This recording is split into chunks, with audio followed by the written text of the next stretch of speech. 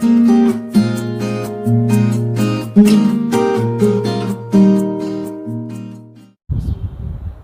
শিক্ষার্থী, আসসালামু আলাইকুম। আশা করি তোমরা সকলে ভালো আছো।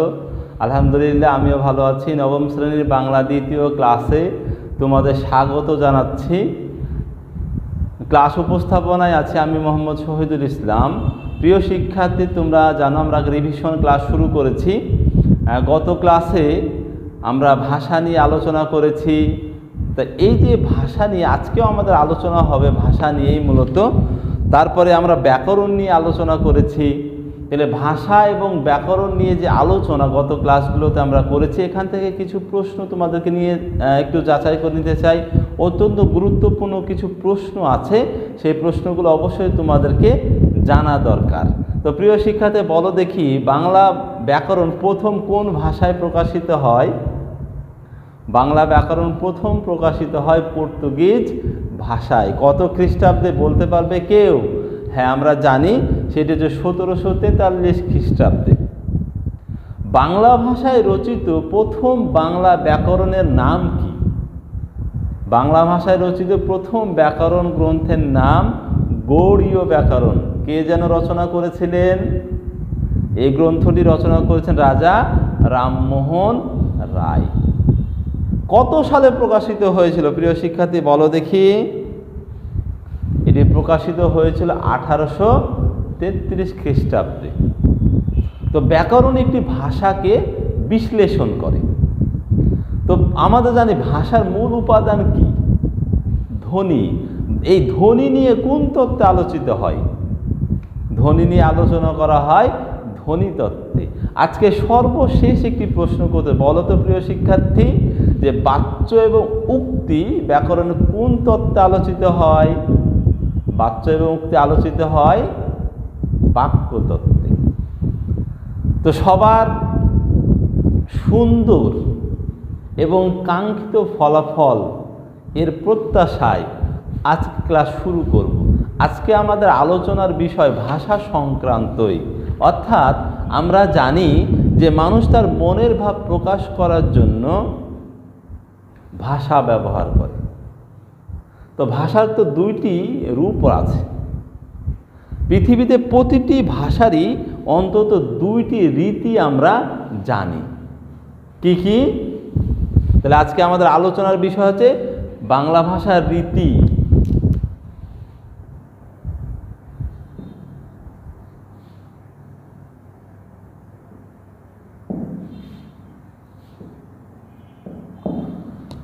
তাহলে পৃথিবীতে প্রতিটি ভাষারই অন্তত দুটি রীতি আমরা সবাই জানি। কি কি? একটি হচ্ছে কথ্য রীতি আর একটি লেখ্য রীতি। তাহলে দুটি রীতি আছে, একটি কথ্য রীতি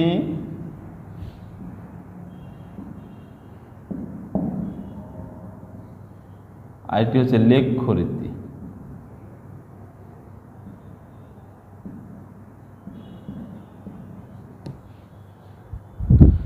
এই রীতিগুলোর মধ্যে আবার একাধিক বিভাজন কিন্তু আমরা লক্ষ্য করে থাকি।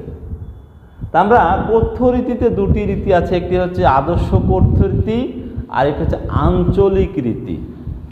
আর লেখ্য রীতিতে আমরা তিনটি রীতি পাই। লেখ্য রীতির মধ্যে আমরা তিনটি রীতি পাচ্ছি।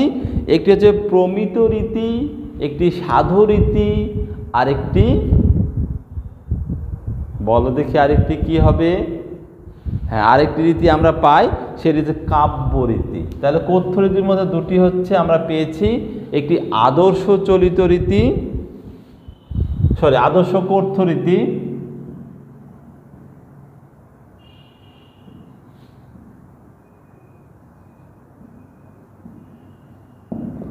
আরেকটি হচ্ছে আঞ্চলিক রীতি।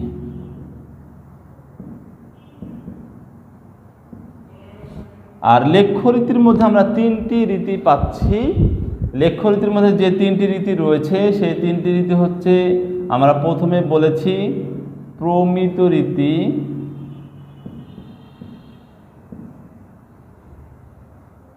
সাধু রীতি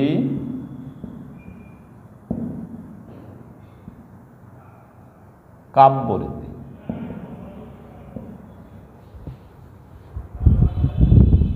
তাহলে কথ্য রীতি মূলত মানে কথ্য ভাষা রীতি ভাষার মূল রূপ, অর্থাৎ ভাষা যে পরিবর্তন, আমরা জানি ভাষার ধর্মই হচ্ছে বদলে যাওয়া, প্রতিনিয়ত ভাষা পরিবর্তিত হয়। এটি মূলত কথ্য রীতির পরিবর্তন, স্থান এবং কালভেদে ভাষার যে পরিবর্তন ঘটে সেটি মূলত কথ্য ভাষা রীতির পরিবর্তন। এবং এই কথ্য ভাষা রীতির উপর নির্ভর করে কিন্তু লেখ্য ভাষা রীতি তৈরি হয়েছে। তাই কথ্য রীতি পরিবর্তনের ফলে নতুন নতুন ভাষা এবং উপভাষার সৃষ্টি হয়। তাহলে বোঝা যাচ্ছে ভাষার মূল রীতি কথ্য রীতি। এই কথ্য রীতি পরিবর্তনের মাধ্যমে আমাদের বিভিন্ন ভাষা এবং উপভাষার সৃষ্টি হয়েছে এবং কথ্য রীতির ওপর ভিত্তি করেই মূলত লেখ্য রীতি তৈরি হয়। আর স্থান এবং কালভেদে ভাষার যে পরিবর্তন, এটি মূলত ভাষার কথ্য রীতিরই পরিবর্তন। আমরা কথ্য রীতির মধ্যে দুইটি ভাগ লক্ষ্য করেছি, একটি হচ্ছে আদর্শ কথ্য রীতি আর একটি আঞ্চলিক রীতি। মানুষ তো কথা বলে, কথা বলার সময় অবশ্যই একটি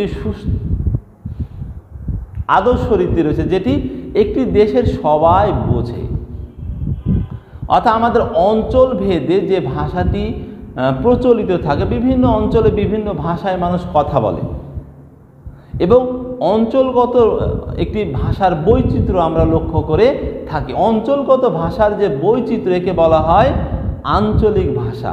আর আঞ্চলিক ভাষার আরেকটি নাম আমরা জানি, বলতো আঞ্চলিক ভাষার সেই নামটি কি? আঞ্চলিক ভাষার সেই নামটি হচ্ছে উপভাষা। তো বাংলাদেশের বিভিন্ন অঞ্চলে বিভিন্ন ভাষা প্রচলিত, যেমন আমাদের সিলেট অঞ্চলের ভাষা, চট্টগ্রাম অঞ্চলের ভাষা, রংপুর অঞ্চলের ভাষা, নোয়াখালী অঞ্চলের ভাষা, বরিশাল অঞ্চলের ভাষা, চাঁপাইনবাবগঞ্জ অঞ্চলের ভাষা। তাহলে অঞ্চল ভেদে ভিন্ন ভিন্ন ভাষা প্রচলিত রয়েছে। এরকম কতগুলো উল্লেখযোগ্য আঞ্চলিক ভাষার মধ্যে রয়েছে কয়েকটি নাম আমরা বলতে পারি, যেমন হচ্ছে বাঙালি, একটি আঞ্চলিক ভাষার নাম হচ্ছে বাঙালি। এটি বাংলাদেশের মধ্য এবং দক্ষিণ অঞ্চলে প্রচলিত।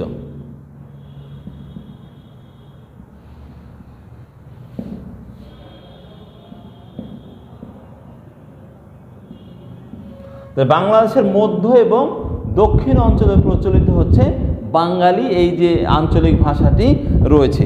তারপর পূর্বী, এই ভাষাটি বাংলাদেশের পূর্বাঞ্চলে প্রচলিত। তারপরে বরেন্দ্রী, এই ভাষাটি বাংলাদেশের উত্তর পশ্চিম অঞ্চলে অবস্থিত, মানে উত্তর পশ্চিম অঞ্চলে প্রচলিত। আরেকটি হচ্ছে কামরূপী, এই আঞ্চলিক ভাষাটি রংপুর অঞ্চলে প্রচলিত। তাহলে এই যে আমরা কতগুলো কিন্তু আঞ্চলিক ভাষার নাম পেয়ে, উপভাষার নাম পেয়ে যাচ্ছি। তাহলে বাঙালি বাংলাদেশের মধ্য এবং দক্ষিণ অঞ্চলে অবস্থিত, পূর্বী বাংলাদেশের পূর্বাঞ্চলে অবস্থিত, বরেন্দ্রী বাংলাদেশের উত্তর পশ্চিম অঞ্চলে প্রচলিত, কামরূপী বাংলাদেশের রংপুর অঞ্চলে প্রচলিত একটি আঞ্চলিক ভাষা। এছাড়াও রাঢ়ী, তারপরে ঝাড়খণ্ডী ভাষাও কিন্তু আঞ্চলিক ভাষারই নাম। তাহলে এই হচ্ছে আমাদের আঞ্চলিক ভাষা। তো আমরা বলছিলাম যে আদর্শ কথ্য রীতি এবং আঞ্চলিক রীতি হচ্ছে বাংলার কথ্য রীতির দুইটি বিভাজন।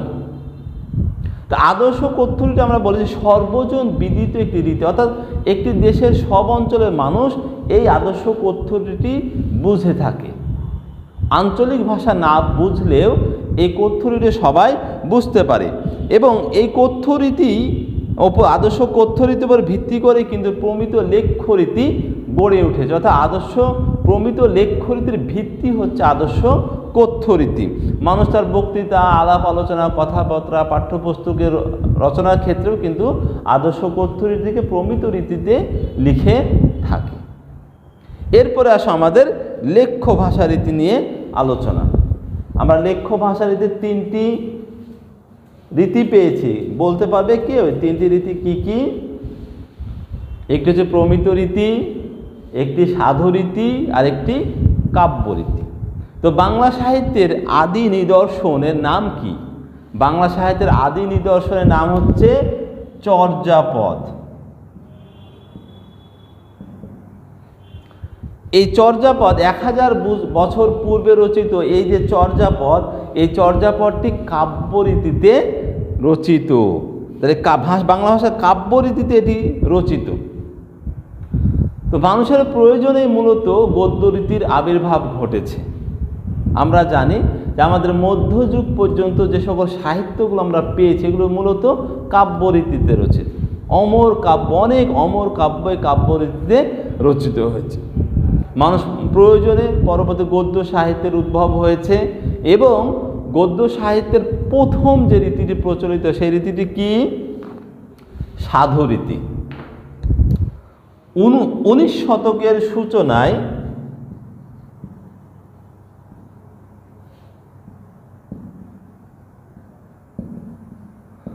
শতকের শুরুতে সাধুরীতি প্রচলন হয়, সাধুরীতির প্রচলন হয় এবং সাধুরীতিতেই মানুষ পাঠ্যপুস্তক, প্রবন্ধ, বিভিন্ন দলিল দস্তাবেজ তৈরি করত বা রচনা করত। এবং 20 শতকের শুরুতে চলিত রীতির প্রচলন হয়, অর্থাৎ লেখ্যরীতির মধ্যে যে চলিত রীতি রয়েছে এই চলিত রীতির প্রচলন হয় মূলত 20 শতক থেকে। এবং 21 শতক, এই যে আমাদের 21 শতকে আমরা বর্তমানে আছি, এই 20 শতকের যখন জনপ্রিয় হয়ে ওঠে 21 শতকে এসে এই চলিত রীতিকে আদর্শ রূপ দিয়ে প্রমিত রীতির তৈরি করা হয়েছে।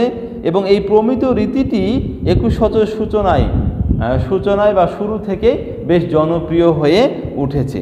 এই প্রমিত রীতি লেখ্য ভাষা রীতি সর্বজন গৃহীত একটি রূপ।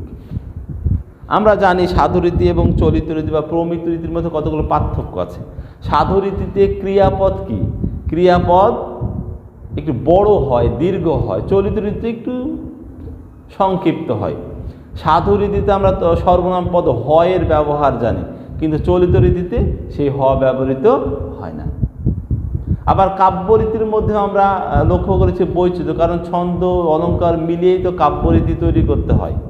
তো ভাষার এই যে রীতির মধ্যে যে বৈচিত্র্যগুলো আছে, এই বৈচিত্র্যগুলো আমরা প্রতিনিয়ত জানি, প্রতিনিয়ত দেখছি, এর মধ্যেই কিন্তু আমরা আছি। অর্থাৎ ভাষা রীতি সম্পর্কে আমাদের যদি স্পষ্ট ধারণা থাকে তাহলেই কিন্তু আমরা ভাষাটি খুব ভালোভাবে বুঝতে পারব। তো প্রিয় শিক্ষার্থী, আজকের আলোচনা এ পর্যন্ত। আশা করি তোমরা বাংলা ভাষা রীতি ও বিভাজন সম্পর্কে তোমরা খুব ভালোভাবে বুঝতে পেরেছ। যেহেতু রিভিশন ক্লাস আরও তোমাদের কাছে সহজ হয়ে যাবে। এরপরে তোমাদের যদি কোনো প্রবলেম থাকে তাহলে অবশ্যই আমাদেরকে জানাবে। আজকের আলোচনার উপর ভিত্তি করে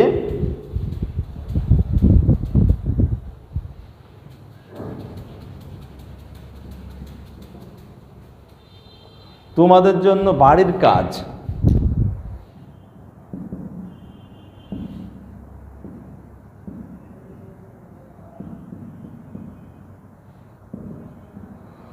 দশটি এসকিউ প্রশ্ন তৈরি করে নেবে। তৈরি করে অবশ্যই হোয়াটসঅ্যাপ গ্রুপে পোস্ট করবে, আমি তা মূল্যায়ন করে দিব ইনশাআল্লাহ। যেহেতু সামনেই তোমাদের প্রথম সেমিস্টার পরীক্ষা, অতএব অবশ্যই সময়ে সর্বোচ্চ ব্যবহার নিশ্চিত করবে। প্রতিদিনের পাঠ প্রতিদিন সম্পন্ন করবে। যেহেতু তোমরা সবাই বাসায় অবস্থান করছো, অবশ্যই স্বাস্থ্যবিধি মেনে চলবে। আর বাসায় যারা রয়েছে, অর্থাৎ বাবা মা, দাদা দাদি অথবা ভাই বোন যারা রয়েছে, যারা বয়সে বড়, তাদেরকে অবশ্যই শ্রদ্ধা করতে হবে, সম্মান করতে হবে আর তাদের কথা মতো চলতে হবে। কারণ পিতামাতার সাথে যখন উত্তম ব্যবহার করা হয় তখনই কিন্তু সন্তান একটি আদর্শ সন্তানে পরিণত হয়। আর সন্তানের ব্যবহার যেন কোনো অবস্থায় পিতামাতা কষ্ট না পায়, এটা নিশ্চিত করা হচ্ছে সন্তানের দায়িত্ব। তো আমরা অবশ্যই যারা বাসায় রয়েছে বয়োজ্যেষ্ঠ তাদেরকে সম্মান করব, আর যারা ছোট রয়েছে তাদেরকেও কিন্তু স্নেহ করতে হবে। তারা যেন কখনোই আমার দ্বারা আঘাত না পায় তা নিশ্চিত করতে হবে। তাদেরকে নিয়েই খেলাধুলা করতে হবে, তাদেরকে নিয়েই সুন্দরভাবে দিন যাপন করতে হবে। তো আমরা সবাই সেই প্রত্যাশা করি। সবাই সুস্থ থেকো, ভালো থেকো। আজকের ক্লাস এখানে শেষ করছি। আসসালামু আলাইকুম ওয়া রাহমাতুল্লাহ।